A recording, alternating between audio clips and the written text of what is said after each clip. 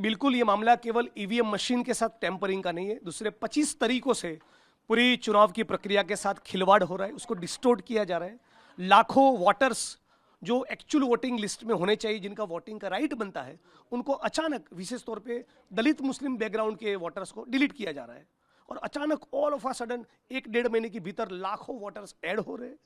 तो ये धांधली कैसे हो रही है? और ये सवाल केवल कांग्रेस पार्टी और राहुल जी नहीं, आपके हमारे जैसे बहुत से लोग उठा रहे हैं।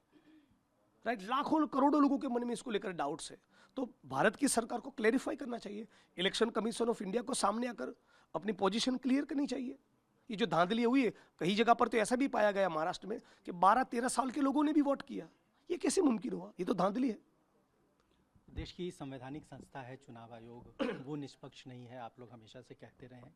तो चुनाव में पहले तो क्या डाउट के लेवल पे था, अब तो एविडेंस है।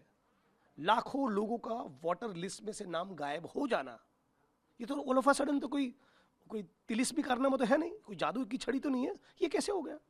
और अचानक 2-5 करोड़ वोटर बढ़ जाते हैं पार्लियामेंट के चुनाव में, महाराष्ट्र के चुनाव में, तो ये कैसे हो रहा है?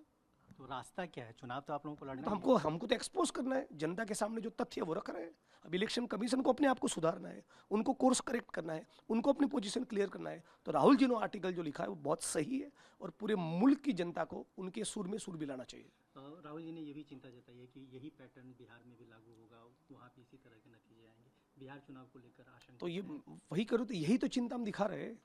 तभी तो हम लोग प्रेशर बना रहे हैं इलेक्शन कमीशन ऑफ इंडिया के ऊपर भी, अपना पोजीशन साफ करो, इस प्रकार की धांधली नहीं होनी चाहिए, फ्री और फेयर तरीके से इलेक्शन करवाओ, फिर जो जीते।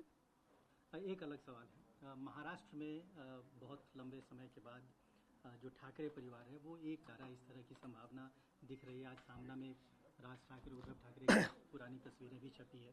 ऐसा लगता है कि ठाकरे परिवार एक हो जाएगा, क्या इम्पैक्ट देखते हैं महाराष्ट्र? संजय राउत जी को जो सवाल पूछना मुझे मत पूछो यार। ठाकरे परिवार एक पॉलिटिकल सवाल, ठीक है, उनकी मर्जी, वो तो उनका परिवार का आपसी मामला है।